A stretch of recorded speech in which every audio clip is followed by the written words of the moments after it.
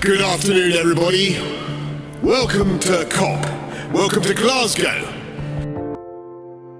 The COP26 had activists, civil society organizations, government and corporations converged in Glasgow between 31st October and 12th November 2021 for the Climate Change Conference. But what is COP and what does it stand for? COP means Conference of Parties. And when you talk about Conference of Parties, you are referring to government. But that notwithstanding, it should be people-centered, because who is government and who is Conference of Parties is the people that make us government. And so when we are talking about COP, people should be at the center of it. And whatever ideas or negotiations that is being taken to COP must be collectively agreed by the people before it's been taken to COP for negotiations. For some delegates from Nigeria, it was their first time. For others, it was their second and more. What happens during COP? I hadn't seen a congregation of so many countries and so many projects. COP26 was my first COP. It wasn't my first COP, by the way. And I knew there was the challenge of COVID-19, which affected transportation, accommodation, inclusion in the meeting and the negotiation rooms and all that. But I think altogether, I still would describe the experience as useful. It's very, very important that we sit down and discuss what went down during the COP. Because we found out that a lot of decisions was taken or were taken in favor and against Africa, and there were so many things in the border, and we needed to come down and synthesize those things and see how we can benefit from them and how we can actually keep the ball rolling. During the COP26, some persons counted tangible gains. This last COP that I went for, I was really impressed with some of the government representatives and also the negotiators that came.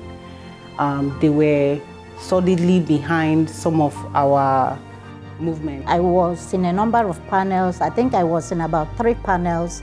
I had the opportunity to share experiences from the Niger Delta, the impact of oil extraction, the consequences including the climate crisis, the experiences of flood every day, and how this is impacting on community women being displaced every year, and the inadequate responses from stakeholders, including government.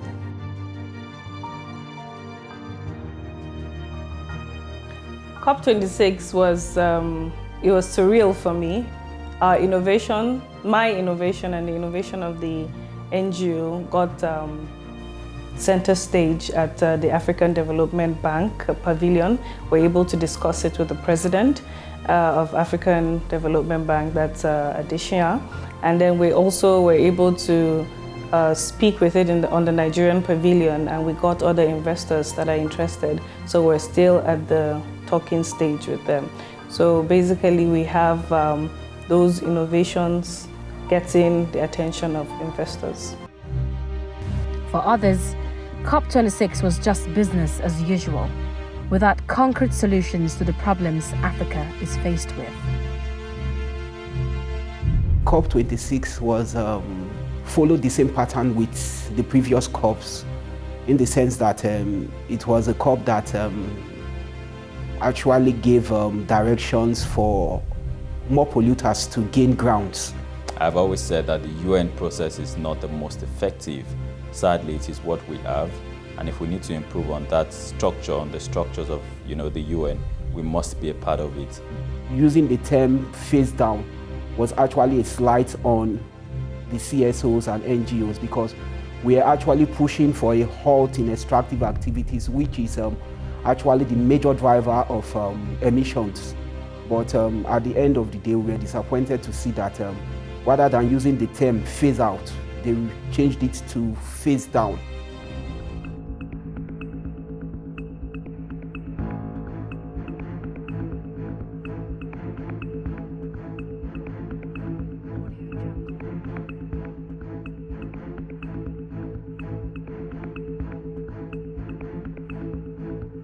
With regards to the finance, the first thing I would say is that the attitude was one of figure it out yourselves, right? And even though, yes, there was some progress with loss and damage, the underlying attitude suggests that the execution may be a different thing to what was promised. What we did at the COP was we looked at different financing mechanisms, and we also tried to close some transactions, that is speaking to financiers, development banks, the AFDB, on possible areas of alignment, financing for projects in Nigeria, specifically the REA projects. The way it works in the negotiation room is not like you just go in there and say, hey, this is what we want. It's a very tricky point of saying, okay, this is where we stopped last year, this is the content of the text, let's make addition to this, let's make some edits to this, let's revisit this. So it's a very long process, tedious process also. Sometimes we stay up late into the night, having to wake again very early in the morning to see that we can submit something that is a cohesive point to the general room. So the language of negotiation is quite different. And these are some of the things that you as civil society organizations, you as young people who wants to be attending COP must learn to understand and take forward.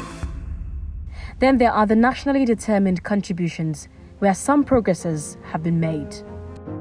One of the things I think the updated NDC have actually achieved is to bring together different sectors, which I think adding the water and waste management was one of the greatest things they've done. And I also think that we need more updates on what other sector that is relating to the environmental issue need to do. The energy, the transportation. So I think those updates actually is going to influence more collaboration with different institutions. For Nigeria, there are different climate change problems the country faces. A lot of the issues that are responsible for the inauguration of the COPs in the first place are the same issues that Africa is still going to face in whatever COP that is coming, since those issues have not been addressed. Africa is the one that suffers more from loss and damage. Africa is the one that suffers more from climate change as security threat. Africa is the one that suffers more from climate change in whatever sphere it comes, whatever problem it brings, all this excess luggage. What we are a bit disturbed about is how some of those issues were not able to get mainstreamed, into some of the outcome documents that came out of the COP. One of those things has to do with issues around Nigeria's fixation on the fossil fuel economy. We need to understand that the effects for climate change in Africa go much more than sciences and politics. It's affecting really people. In West Africa, it's fueling crisis around farmer-herder conflicts. People are losing means of livelihood. People are using ancestral properties. People are losing even cultural heritage values. So what it looks now is like there is a deliberate battle for displacement of the people that already have living in those vegetative areas from the north central Nigeria down south, from the pastoralists that are coming from this region. And this region is littered with small arms and light weapons and the porous borders along this area. So you can see a mix of all these, the environmental degradation and the conflict, small arms and light weapons. Nigeria is almost like a frontline country at the moment. We are facing multiple effects arising from the impacts of climate change. So we are seeing sea level rises and flooding in the coastal areas of southern Nigeria. We are seeing desertification in the northern parts of the country. We are seeing changing planting and fishing patterns. We are seeing a decline in agricultural productivity. We are seeing mass migrations happening.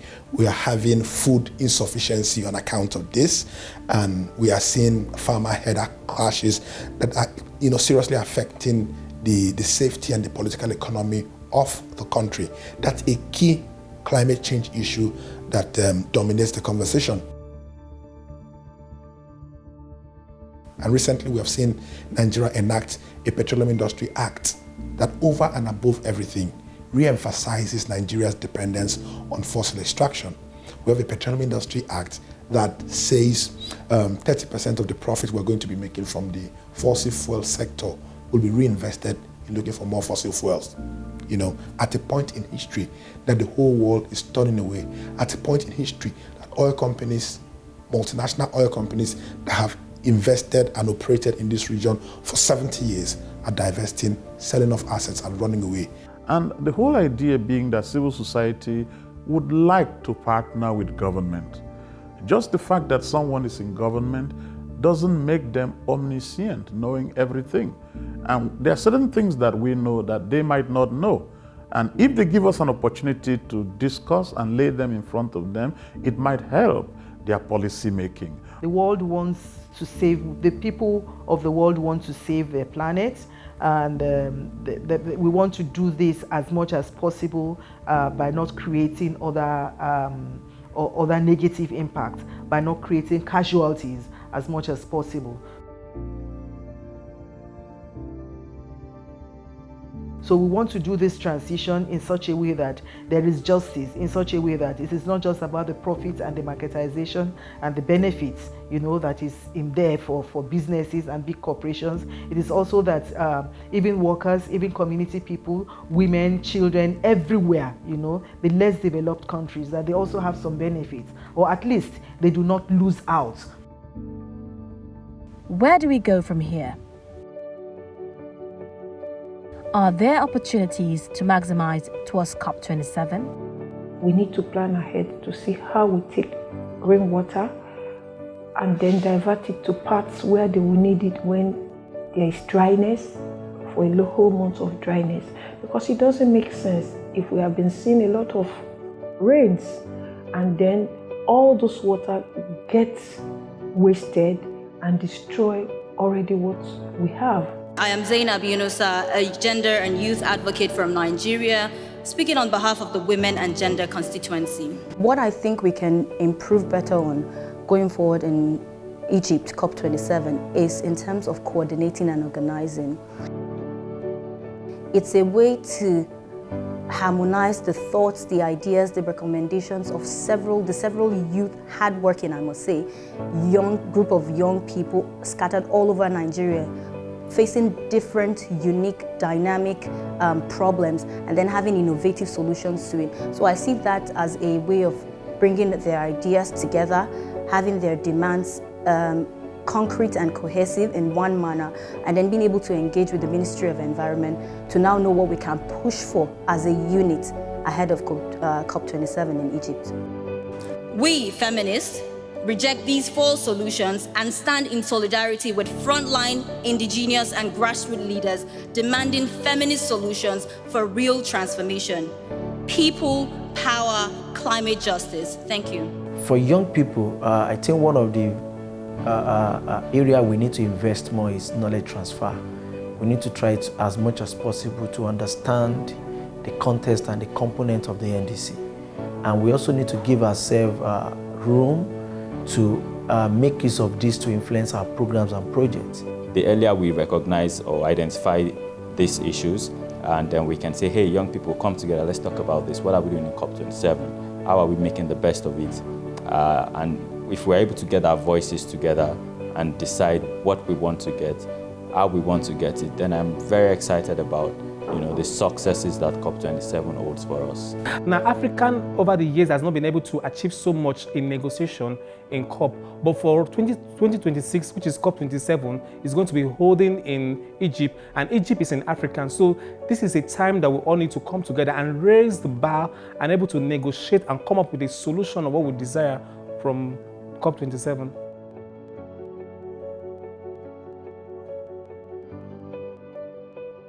So I think the issue of just transition, the issue of adaptation and mitigation that have always been there will be issues that will be talked about. The issue of gender, the issue of security, the issue of